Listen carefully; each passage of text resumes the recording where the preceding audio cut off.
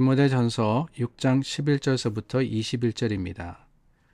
오직 너 하나님의 사람아 이것들을 피하고 의와 경건과 믿음과 사랑과 인내와 온유를 따르며 믿음의 선한 싸움을 싸우라. 영생을 취하라. 이를 위하여 내가 부르심을 받았고 많은 증인 앞에서 선한 증언을 하였도다. 만물을 살게 하신 하나님 앞과 본디오 빌라도를 향하여 선한 증언을 하신 그리스도 예수 앞에서 내가 너를 명하노니 우리 주 예수 그리스도께서 나타나실 때까지 흠도 없고 책망받을 것도 없이 이 명령을 지키라. 기약이 이르면 하나님이 그의 나타나심을 보이시리니 하나님은 복되시고 유일하신 주권자이시며 만왕의 왕이시며 만주의 주시요 오직 그에게만 죽지 아니함이 있고 가까이 가지 못할 빛에 거하시고 어떤 사람도 보지 못하였고 또 볼 수 없는 이시니 그에게 존귀와 영원한 권능을 돌릴지어다. 아멘. 내가 이 세대에서 부한 자들을 명하여 마음을 높이지 말고 정함이 없는 재물에 소망을 두지 말고 오직 우리에게 모든 것을 후히 주사 누리게 하시는 하나님께 두며 선을 행하고 선한 사업을 많이 하고 나누어 주기를 좋아하며 너그러운 자가 되게 하라. 이것이 장래에 자기를 위하여 좋은 터를 쌓아 참된 생명을 취하는 것이니라. 디모데야, 망령되고 헛된 말로 거짓된 지식의 반론을 피함으로 내게 부탁한 것을 지키라. 이것을 따르는 사람들이 있어 믿음에서 벗어나느니라. 은혜가 너희와 함께 있을지어다. 디모데 후서의 마지막 부분을 저희가 함께 나누었습니다.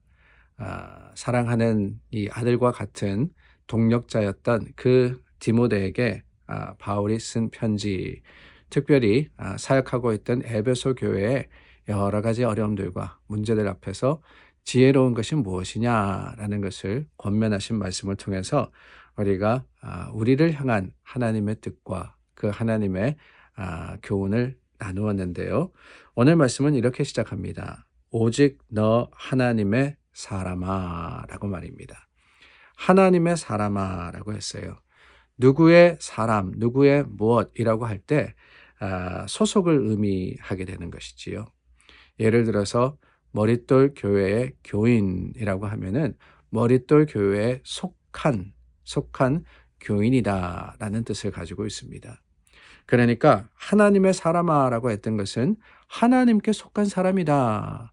디모데를 향해서 바울은 너는 하나님께 속한 자다라고 선포할 뿐만 아니라 그러기 위해서 최선의 노력을 다하고 하나님의 사람으로서의 역할을 하라라고 권면했던 것이지요.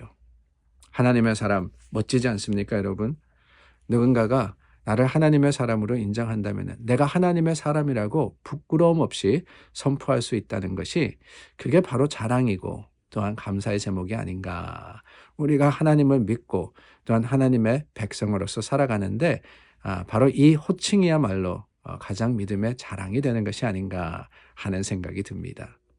그렇다면 여러분, 하나님의 사람이 되기 위해서 하나님의 사람의 조건은 무엇일까요?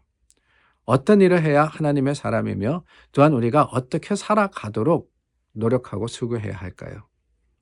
그 첫 번째는 하나님의 사람아 라고 하시면서 11절 말씀에 이것들을 피하고 의와 경건과 믿음과 사랑과 인내와 온유를 따라라 라고 하셨습니다.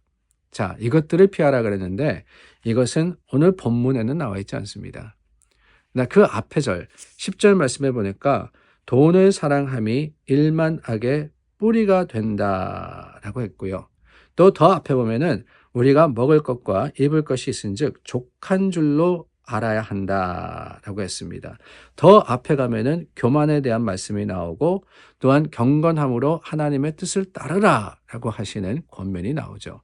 그러니까 교만과 또한 부패와 또한 뿐만이 아니라 세상의 일로 염려하고 걱정하고 세상의 욕심을 따라 행하는 이 모든 것들을 피하라라고 하셨던 겁니다. 그리고 따르라라고 하셨는데요.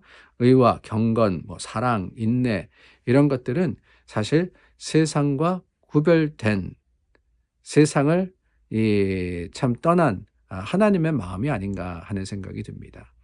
사실 쉽지는 않아요. 우리가 세상에 살다 보니까 세상의 논리와 또한 세상의 방법을 따라 살기가 일수입니다. 그런데 하나님의 사람은 어떠해야 하느냐? 그게 아니라는 거예요.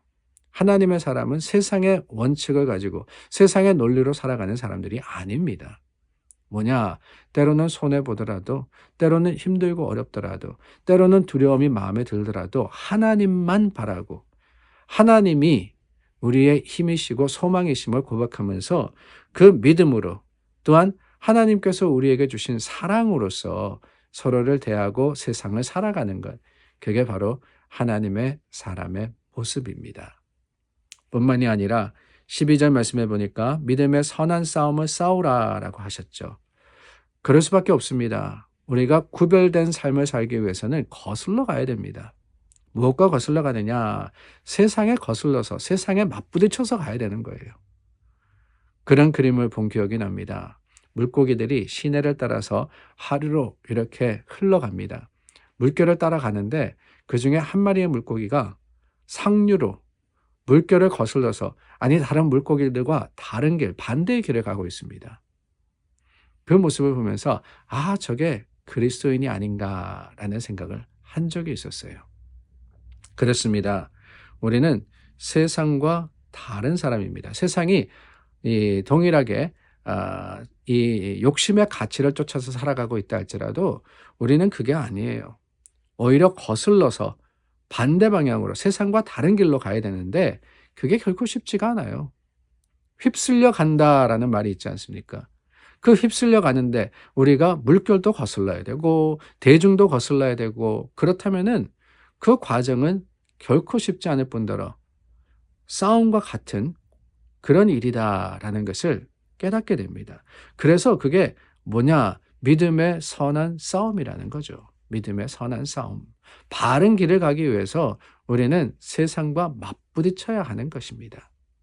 세상이 이렇다 할지라도 아니다. 하나님의 말씀과 하나님의 뜻은 저거다라고 할 수 있는 용기. 그 용기가 우리로 하여금 세상을 이기게 하는 겁니다. 그리고 여러분 15절 16절 말씀해 보니까 어떤 말씀이 나오느냐? 다름이 아니라 주님이 다시 오시는 그날, 주님께서 다시 오시는 그날 우리가 기대하며 준비해야 한다라고 하고 계십니다. 하나님의 사람은 어떤 사람이냐? 오늘을 살아가고 있지만 오늘의 얼매인 사람이 아니라는 것이지요. 우리는 바라봐야 됩니다. 주님이 다시 오시는 그날, 주님의 약속을 붙들고 하나님의 때가 곧 이르렀다라는 사실을 우리는 항상 마음에 깨닫고 거기에 맞는 삶을 살아가야 하는 것이지요. 바쁘고 분주한 삶을 살다 보면 잊어버릴 때가 있습니다. 그러나 여러분 기억하십시오. 어제보다는 오늘이 더 가깝습니다. 주님 다시 오시는 그 재림의 날에 더 가깝기도 하지만 우리가 주님의 부르심을 받을 때까지 그 날이 오지 않는다 할지라도 한 가지는 분명하잖아요. 우리는 주님 부르실 그날에 하루 더 가까웠다라는 사실 말입니다. 어제보다는 오늘이 가깝고 오늘보다는 내일이 가깝습니다. 그러므로 여러분 지혜는 뭐냐? 남은 시간을 최선을 다해서 주님의 뜻에 맞는 삶을 사는 것입니다. 그게 하나님의 뜻이고 그게 하나님의 사람의 삶의 모습인 것이지요. 오늘 저와 여러분 그런 하나님의 사람으로서 세상을 이기기를 원합니다. 세상과 거슬러 가는 거 힘듭니다. 그러나 여러분 주님이 도우십니다. 주님의 도움 가운데 믿음으로 승리하시는 여러분 되시기를 예수님의 이름으로 축원합니다. 기도하겠습니다. 참 좋으신 하나님, 오늘 우리 믿음의 성도들 세상을 거슬러 하나님의 사람으로서의 삶을 살기로 작정합니다. 도와주시고 힘이 되어 주시옵소서. 예수님의 이름으로 기도드립니다. 아멘. 오늘이 11월 11일입니다. 한국에는 이날은 빼빼로데이다라고 한다고 하더군요. 젓가락 같기도 하긴 합니다. 1111인데요. 여러분 오늘도 또 기쁨으로 하루를 시작하시고 주님 안에서 참 감사로서 하루를 마무리하시기를 간절히 축원합니다. 기도하겠습니다.